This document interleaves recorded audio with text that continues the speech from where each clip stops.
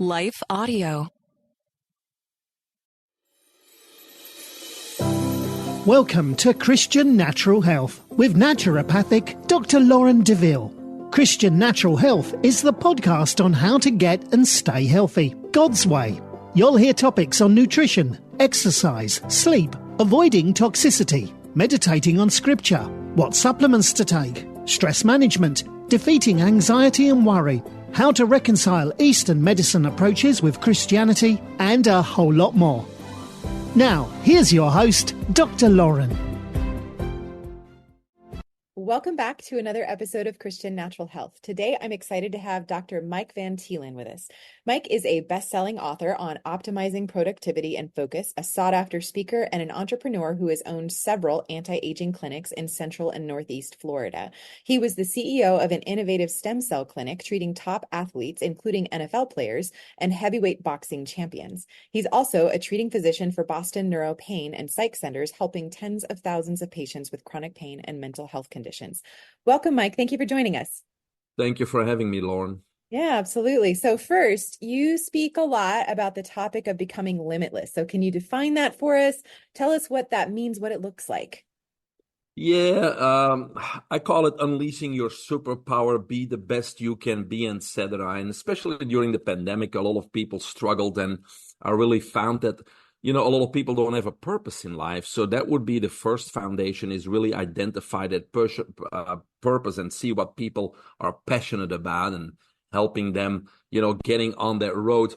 But limitless, yes, I think today, not just the elite, but the average person, if they implement the current biohacking tips and strategies that are available, I believe, actually, I'm certain that we all could easily be 100 years old of age, but being able to do what a 40, 50-year-old does. So it's about lifespan. It's about quality of life. Oh, yeah. It's about objectively reversing that biological age and not caring too much about that chronological age. And that's what I mean with limitless. We have on a health aspect, we have increasing lifespan and having a quality of life with regenerative medicine and biohacking. And on the other end, we have we are the modern slaves, whether we believe it or not. We don't have the shackles on, but we are working, and we get some conveniences thrown at us, and we're kind of happy in that comfort zone. But it's out of that comfort zone that we grow, that we discover, and that we can be extraordinary,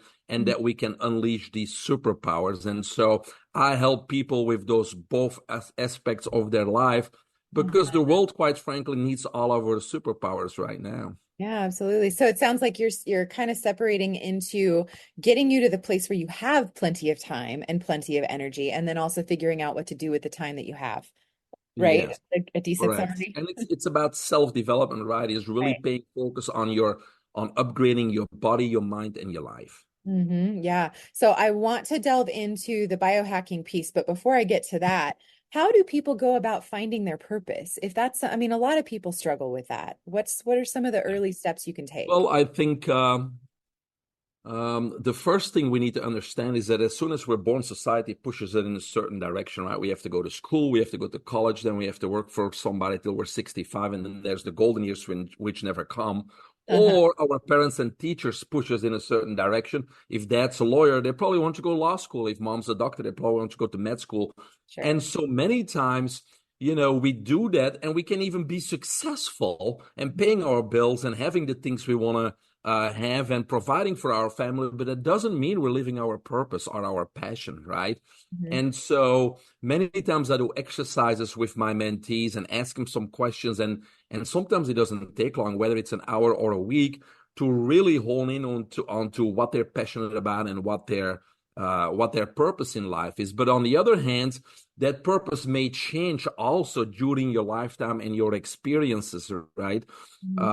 So if you're an athlete, maybe your purpose is to win the gold in the Paris Olympic Games next summer, but maybe you're a senior athlete, and after the games, well, your career is over. So what's next, right? And so we get into different life phases. But in order to discover that purpose, many times, number one, there's an event that occurs And I have a few patients, cancer patients right now that I'm helping, but suddenly you're diagnosed with something terrible and you overcome it somehow. And now you feel you need to help other people or with your kids or your family. And so sometimes it's an event that reveals your purpose. And sometimes it's something that, just as you're growing and you're stepping out of comfort zone or surround yourself with other people, that you find yourself, discover yourself, and and go to that next step. Now I got to be careful, because once you get out of the comfort zone into a new growth zone, eventually that new growth zone becomes what? Your next comfort zone. So you got to continue to to get out of that comfort zone. So yes, I just do ask questions, let them think about a few things, do a few exercises, and identify that purpose with them. For an individual, yeah. And so one of the things that I would imagine is problematic for a lot of people in figuring that out is all the distractions. So it seems like it requires a great deal of focus to come up with that. How do people who are bombarded with distractions all the time manage to put those aside and really focus and hone in on what matters? Well, they don't, right? Fair enough. They don't, because they're distracted. So yes, step number one is purpose, right? And get them excited. And then I get the first objection immediately. Oh, that's great, Dr. Mike. My last client was basically an eye surgeon, very successful, an immigrant from Cuba. His parents brought him here. He became a surgeon. He's one of the best in the country. But we figured out, believe it or not, his purpose or his passion is music. Oh, wow. That's pretty Now, different. yes, but again, people think I'm asking them to drop their career and stop being responsible and providing for their families and paying their mortgage. No, that's not what I'm asking. What I'm asking is, or what the next step will be, is let's free up 1 hour per day so we can work on that purpose, on that passion. And if we can free that up, which, by the way, is not a problem. A lot of people, they think they don't have that time, but it's very easy to free up a lot of valuable time during the day. And once we free that up, it's amazing that if you focus 1 hour a day, how incremental and how significant steps you take towards those goals. And maybe at some point he wants to transition in it, or maybe when he retires or has enough money in savings or the kids are out of the house, it's something that he can then further pursue, but at least it's in his life, right? And so when people realize that, that's step number one. Step number two, for most people, you talked about being overwhelmed, and that's the majority of us, right? Being overwhelmed. And that's because we're not in control of our life. So we really need to regain control of our life. We need to be in control of our agenda, of our calendar. We need to know what's coming tomorrow, next week, next month, and next year. Because as you said, most people are going with the motions, overwhelmed with the work they have to do for their boss or for themselves, then bringing the kids to soccer, attending to the significant other, and we never seem to be catching up. And then there's the financial strain in many, families where we don't know what tomorrow, next week, next month brings. And when you put yourself in that situation, of course, there's going to be worries. There's going to be fears, there's going to be uncertainties, and those translate in those mental conditions, anxiety, depression, etc. And yes, there's therapies and drugs out there, but we don't need those if we start thinking what is our purpose and really getting organized. What are our dreams and our goals? Break those down, because if I want to be an Olympic champion, or if I want to be a millionaire in 7 years from now, that's an overwhelming goal. So we need to break those down year per year, month per month. And then what do I do tomorrow? A small incremental step that brings me closer, yet give me fulfillment. And I really got to get control over my agenda, my calendar, my life, because control creates clarity. Clarity reduces all stress. So like you said, if you want to live your dream, your purpose, and those types of things, we need to first regain control of our own life, control over that social media, control over what's going on, and really plan and script our life almost. And then we have time for purpose, for our family, and for the more important things in life, while still being very effective in what we need to do business-wise. Because as you have heard, 80% of your production is done in 20% of the time, right? So we need to play with that, and need to make sure that we free up valuable time that way. Awesome. So, and then let's kind of switch to the other side of the equation in the biohacking. First, define that term for us, for somebody that might not be familiar with the concept. Yeah, it's a very amorphous term, obviously, many definitions. To me, it basically means upgrading the body, the mind, and life. And from a health perspective, it's objectively reversing that biological age, increasing your lifespan. Wow. So objectively, meaning can you test for this? And Yes, of course. There's really? many tests. I mean, we can do all kinds of blood tests, the regular tests people think Sure, of, yeah. but as you probably know, there's plenty of telomere lengthening tests. Those Mhm. were the first tests to see if you actually can lengthen those telomeres versus shorten them, because shortening means aging. So if you can reverse it and lengthen them, your biology is actually reversing. But there's gut biome tests, epigenetic tests, and all kinds of tests that we can use as a baseline, Right. then implement those strategies, and then at certain intervals monitor and see how effective these strategies have been. For overall health. But I mean, as the telomeres was the only one I was aware of to actually say, are Yes. we increasing our biological or decreasing Yeah. our biological age, essentially? So that's great. So, and then, so tell us a little bit about how that applies to like regenerative medicine as a whole, and kind of some of the, I've got a few specific things I want to ask you about, but just some of the big hot topics that are out there in the world of regenerative medicine. Well, how regenerative medicine comes in is obviously in biohacking. There's actually three levels of biohacking. The first is biomodulation. What that means is basically you do something, an activity or something that positively affects your biology, physiology. For example, juicing, or taking a high quality supplement, or taking a sauna, or going for a walk barefoot and grounding. So it's a small thing that has a positive effect on your biology, physiology. So that's it's modification, right? Then the next one is bioenhancement. So that's something more externally that has a more long-term effect. Okay. Two good examples are as we age, our hormones, the quantity and quality of our hormones obviously decline, hence menopause, andropause, right? But also as we age, the quantity and quality of our stem cells drastically declines.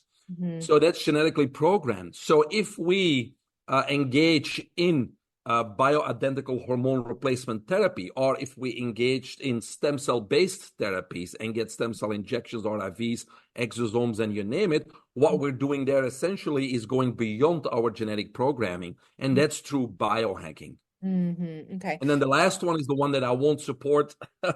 It's biotransformation.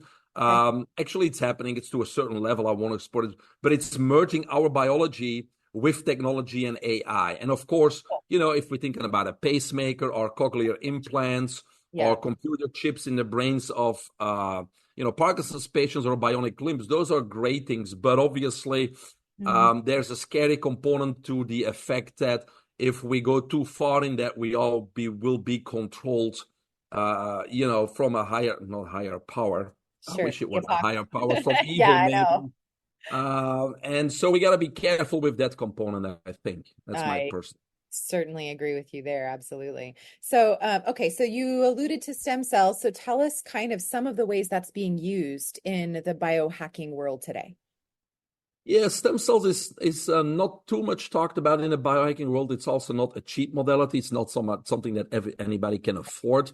Right. But if money wouldn't be a limitation, it would be smart to get, for example, a monthly IV of a high dose of mesenchymal stem cells or exosomes, because these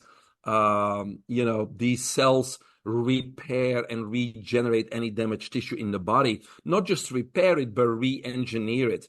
For example, in 2017, I was competing in the Master National Swimming Championships in Minneapolis, and I won all my events up until the second day, the butterfly. I pushed myself out of the water in the middle versus going under the lanes to the side, and I hurt something in my shoulders, but I didn't worry about it. The next morning, couldn't lift my arm above my shoulder, so I couldn't compete today. So I had two full thickness rotator cuff tears in my left and right shoulder. Normally that's surgery, but I did stem cell injections, and we have before and after imaging. So after 3 months, not only were those rotator cuffs completely repaired, but they were much stronger, much more resilient, and newer than before I injured them. So it's not just repairing, it's actually re-engineering and renewing. So you are reversing the age of those tendons, structures, muscles, organs, whatever it may be. So yes, if money is not a limitation, it would be a very good component to continuously put something in your body that repairs and renews, right? Sure, yeah, absolutely. And so, where do concepts like hormesis come into this? The idea that if you end up pushing something too far, then maybe you'll end up making things a little bit worse, but the smaller doses are beneficial.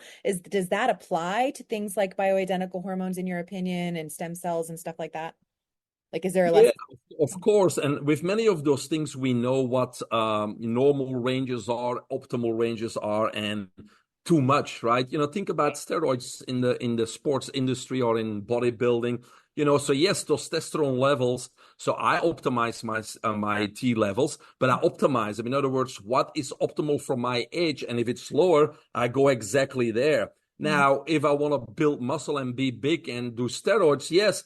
I'm going to be much bigger and much stronger. But now I'm taxing my body, I'm taxing my liver, and I'm going to get in health problems. So Mhm. it's about optimizing, not about, having this short-term result and then pay for the rest of your life because you overdid something, right? And that's Right. what you're alluding to. So um, in many areas, I don't feel the body does that. Mhm. So if it's something natural like B12 or vitamin C or hydrogen, there's really no limitations, even though the United States or the FDA would say that you only can maximum have so much vitamin C, but in other countries, they go 1,000, 2,000, 10,000% above that and even use those Sure. high doses to treat cancer Mhm. because it's effective. So Right. got to be very careful between, differentiate between real science and propaganda and, Mhm. the beneficiaries of something not allowing that actually works, right? Mhm. But I have many clients, they go to the doctor and the doctor tells them your B12 is too high. You don't have to take the supplement. Again, we got to be careful also thinking like who made those ranges? Man did, right? And Mhm. many of those ranges that we get from our blood work, they were established during World War II to ration our soldiers. And so it was about rationing. So if you fall in that range, it's Mhm. not normal. It Right. means barely alive. It's a minimum. So when Mhm. we're talking about the good things, I'm not talking about triglycerides, for example, but we're talking about the good things like a vitamin B12. If Mhm. it's way up there, that's Mhm. good. That's optimal. It's not Mhm. too much. You don't have to stop taking it or whatever it is. Sure. Sure. So we have to kind of play with those ranges and use our common sense, obviously. But Right. yeah, there are certain things that could be detrimental, especially if we are taking, non-biological things in Mhm. high doses. Right. Then it's just like overdosing on aspirin or Tylenol or oxycodone or anything else that could be bad for us. Yeah, absolutely. And I've been reading some of the books on longevity that are making the point that growth hormone and longevity are almost opposed to one another. Like the idea that as you end up increasing and bulking up, you're making yourself younger in the moment, but at what cost, essentially? So as you say, optimize, find the right balance for Yes, where you are. it's a great point you make, Lauren, because I swam a world record a few years ago, and people always ask, that's great, you're healthy. No, no. Movement is healthy, circulation is healthy, Right. because we're not designed to sit down. We are a circulatory system. We have a plumbing system, essentially, circulatory system, lymphatic system, part of the immune system. So we're designed to move. Hmm. But sports or training at top level, Hmm. it's catabolic, it's breaking down your body. Yep. So training at high level, exercise at high level has Hmm. nothing to do with health. It will shorten your life because you are what, abusing your machinery and your cells, and Hmm. you're using it at Sure. a much higher extensive rate than your average person. So when it comes to health, those extreme sports or top level sports or athletes, it's not healthy. It's for a few years. Sure. It's not going to do much. But if you continue Right. to compete at high level, yeah, that's not a healthy thing. Yeah, then back to the concept of hormesis, sitting on your butt all the time isn't healthy, but also if you're running ultra marathons for many years, that's not healthy Not either. healthy So there's either. a sweet Exactly spot. right. Right, Yeah. absolutely. So, tell me, you mentioned briefly the idea of hydrogen. So I'm very curious about the phenomenon of hydrogen water. What is it? How does it work? Does it work? What is your opinion on this? Yeah, Works actually started book number 9 on hydrogen because people ask me just to speak on hydrogen these days. But again, it's it's the smallest molecule and the lightest element in the universe, right? Mhm. And so there's different aspects to it. Let me point out the more general or the ones that are more applicable, because there's so many applications. For the listeners, they always can go to a website called hydrogenstudies.com, and there's a search bar, so you can put in Crohn's disease, or you can put in Parkinson's, or you can put in sports and see what research shows up in relation to that topic. So that's something you can do. But hydrogen, again, it's an antioxidant, but unlike vitamin C, D, selenium, zinc, glutathione, it's not charged. So vitamin C, etc., they're charged. So yes, they're useful, but they can't enter the cell. Hydrogen can enter the cell and so protect our RNA, DNA, mitochondria, and proteins. So if you think about that, I just mentioned Parkinson's, Alzheimer, MS.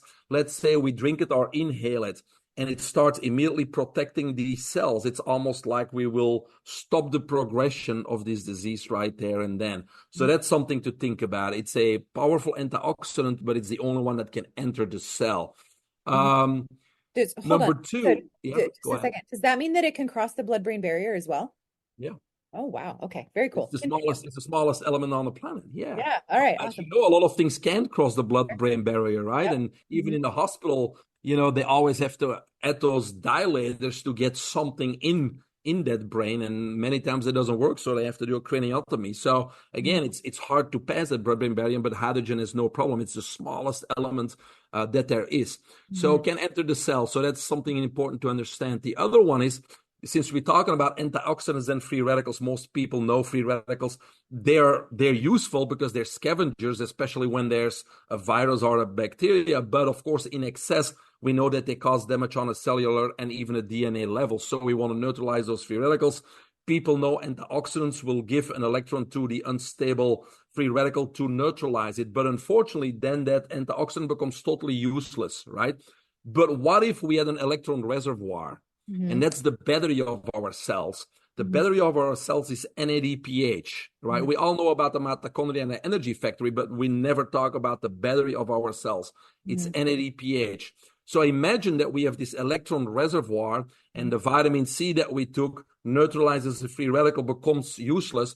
But now we donate that same vitamin C molecule another electron, and another one, and another one, and another one. Can you see how that exponentially is going to be much more effective in neutralizing free radicals? And so that's NADPH. And guess what helps us, getting that NADPH in our bodies? Hydrogen. Hydrogen produces that NADPH. So very important from that aspect. We also have something called the DNA repair system. So it's a system that's innate to us that repairs our DNA. Oh, wow, that's great. So why doesn't it work in 95% of the people? Because that system needs fuel to work. And the fuel of our DNA repair system, which is the ARTD1 repair system, a system of 17 enzymes, is NAD+. And in the biohacking world, we have been talking about NAD+. And that's why NAD+ is important, because, yes, we have all this damage from the toxins, from our EMF and our electromagnetic frequencies and the bad foods and everything that surrounds us. So we have all this DNA damage. Our body normally can fix it, but it needs that fuel, NAD+. That's what NAD+ is important for DNA repair. We also know it plays a great role in genetics and epigenetics and mitochondrial function. So NAD+, and in both instances, hydrogen will help the supply of both of those, components. Another important thing I think is, and maybe it's the last one because it's so common, is anything with the gut, right? We're talking about celiac disease, Crohn's disease, irritable bowel syndrome, food intolerances, acid reflux, heartburn, indigestion, you name it. And when you go to the doctor, they usually put you on some kind of a diet that doesn't work anyways. And the reason that doesn't work are probiotic supplements. The reason it doesn't work because our gut environment is not suitable for the good bacteria, the anaerobic bacteria, to exponentially multiply, because it needs to have an electrical potential of minus 300 millivolts or higher. And so hydrogen will restore that in 2 weeks, back to minus 300, minus 400. Then the probiotics and the diet will be able to, of the good bacteria will be able to colonize. So again, I have helped many people with any of their gut problems just by putting them on hydrogen to reestablish that environment. And we can go on and on and on. But again, even in sports or in performance, it delays muscle fatigue. again, because it gets inside of the cells. It's related to lactic acid. And so you can go on and on and on, but hydrogen has multiple benefits and no side effects. Yeah, that's awesome. So back to the NADPH and NADP plus, or is it a good idea to take that with hydrogen, or is it necessary to even do that? Because if you take vitamin B3, theoretically, you should be able to turn that into the NADH, right? Niacin? So if you, if niacin, if you do that with, Niacin is the number one precursor for hydrogen, correct? okay. So is it necessary to take them together or not necessarily for the? Again, it depends, right? It depends on so many factors on, do you have enough supply? Niacin will be Right. great to take because it's a precursor to hydrogen, right? Mhm. Does it hurt to drink hydrogen or inhale hydrogen? Not at all. Got it. Awesome. I drink hydrogen on a daily basis and I inhale hydrogen too. Right. Because So, the concentration of molecular hydrogen inhalation is exponentially much, much, much greater. You would have to drink many, many, many gallons of hydrogen water in order to get the same inhaling just for an hour. inhaling. Okay, interesting. So, and this might be on the website you mentioned. I'm going to have to check that out, thehydrogenstudies.com. But when you're using that, is there a way that you can actually measure it on labs to say that there's been a clear difference? Like if you look at oxidative stress, for example, some way to measure that, glutathione levels, like what would you use to say before and after? Yes, oxidative stress, even inflammation, your CRP, Okay, C-reactive protein, those types of things, because it will affect every system in your body and it's able to get into every cell in your body, right? Yeah. So it will have a positive effect on almost all labs. Fantastic. And also optimizing mitochondrial function. I know the NADH is what is donating the electrons to the mitochondria, but if your mitochondria themselves are toxic, for example, and they're not doing what they need to, is hydrogen potentially beneficial for that? Yes. It is. Yes. Awesome. It enters the cell, protects it, optimizes it. Yes. Oh, very cool. Awesome. So tell us a little bit about the concept of autophagy and mitophagy and how that plays into the world of biohacking.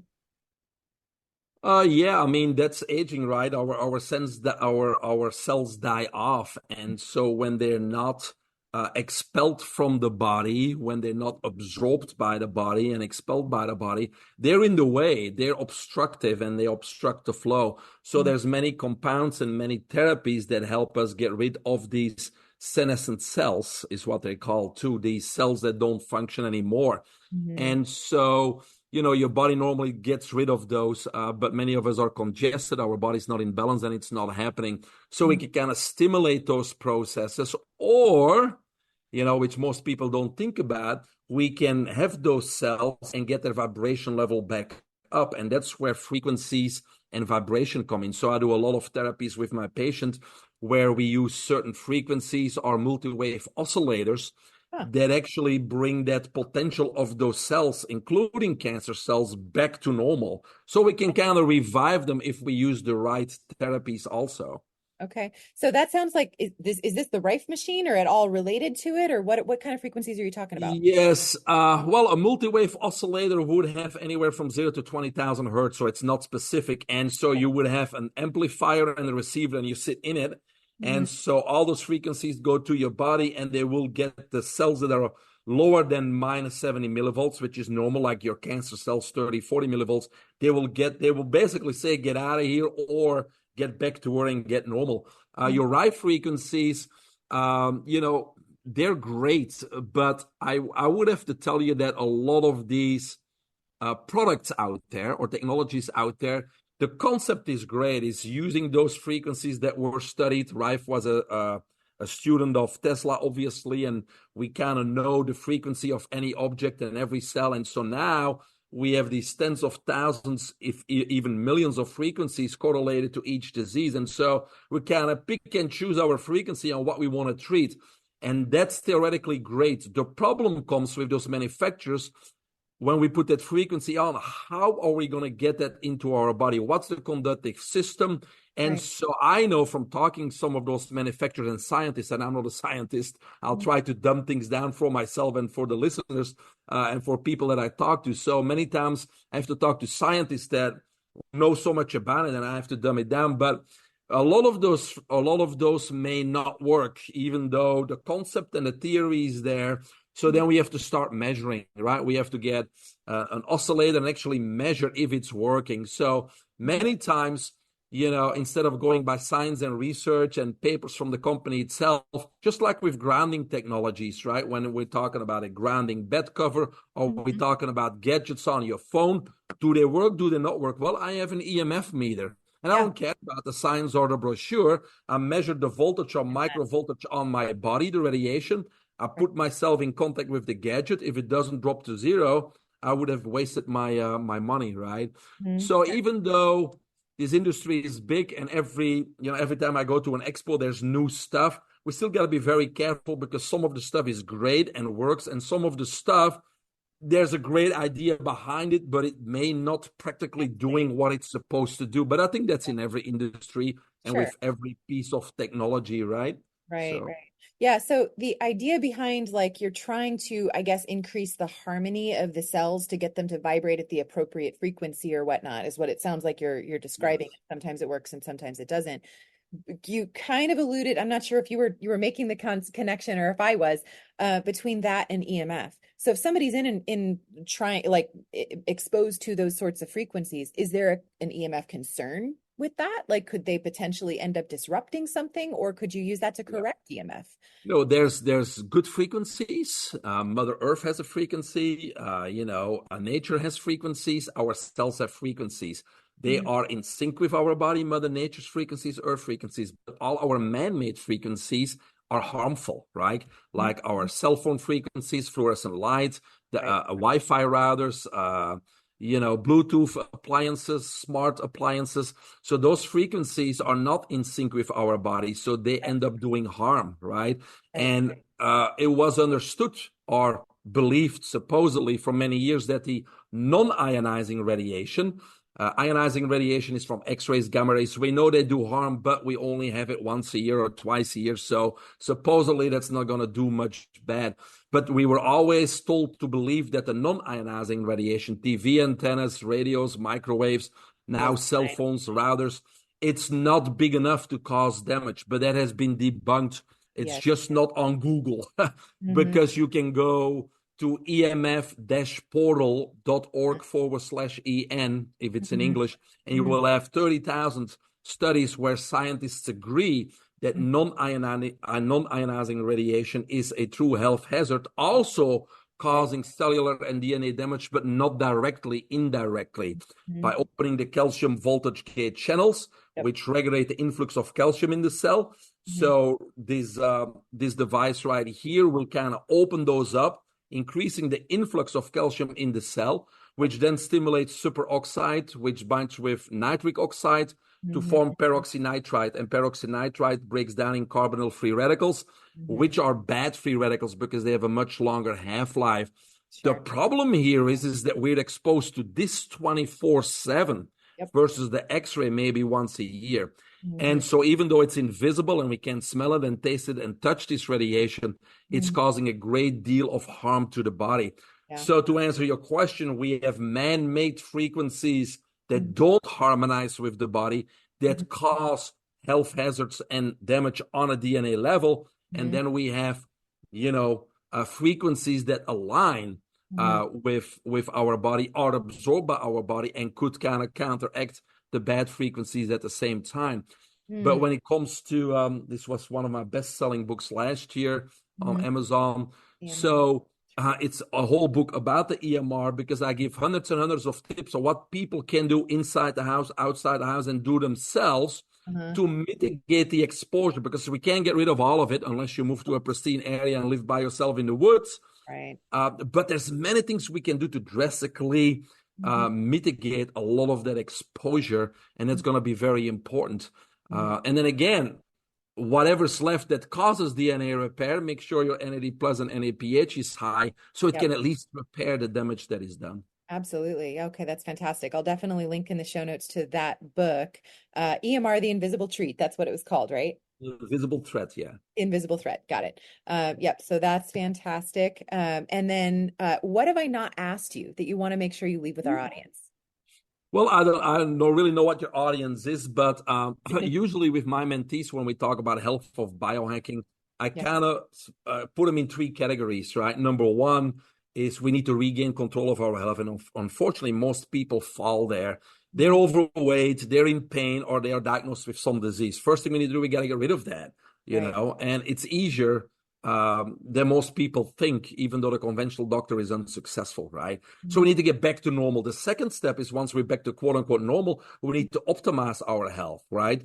We need to be in control of our physical, mental, emotional, spiritual well-being. We need to be fit, strong, and vital and energetic. Now we're at optimal health. And then the third step is biohacking, because optimal health is the ideal foundation to maximize the benefits of biohacking. So if you're not in good shape, you're not in good health, and we're starting those biohacking strategies, the body's not going to respond because it's still putting out fires, right? So we got to go through those three steps. But usually I talk about 7 foundations that don't, because we talked about some technologies, expensive stem cells, and we can talk about hyperbaric chambers, and we can talk about expensive hydrogen inhalation machines, or we can talk about whole body photobiomodulation machines.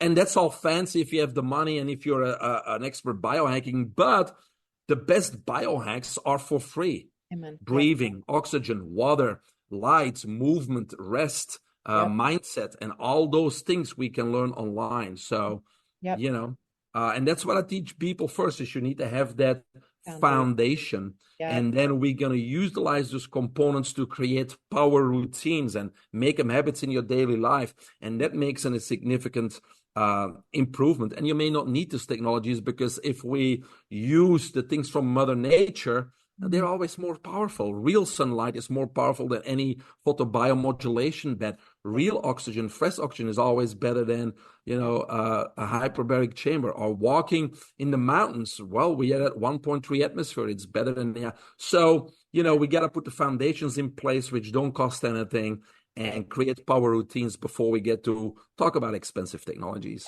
Fabulous. Love it. So where can people go to learn more about you? I'm not a big social media guy, No. but my website is the best. It's biohackingunlimited.com. All my books are there. My speaker page is there. I do a lot of speaking. You can schedule a 20-minute free call with me just to talk about yourself and see if I can help. My mentorship programs are there. Our retreats to Costa Rica are there. We have biohacking retreats. So everything you need to know is at biohackingunlimited.com.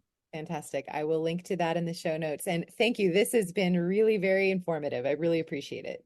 Thank you, Lauren. It's a team effort. Our time putting it together, getting that message out there, and hopefully help a few people. That's right. Absolutely. Thank you.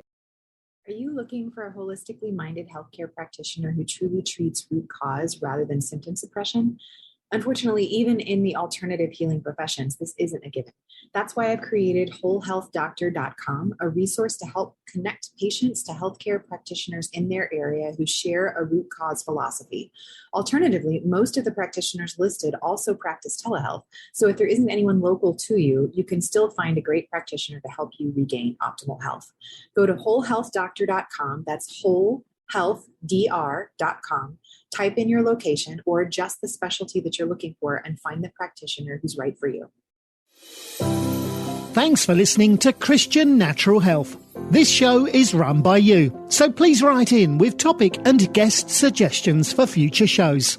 For more great content, subscribe to Dr. Lauren's blog at www.drlaurendeville.com or follow her on Facebook or Twitter at Dr. Lauren Deville. If you enjoyed the show, don't forget to share it with your friends and give us a 5-star rating in iTunes. It really helps us to stand out so other people can discover great content as well. Have a great week and God bless you.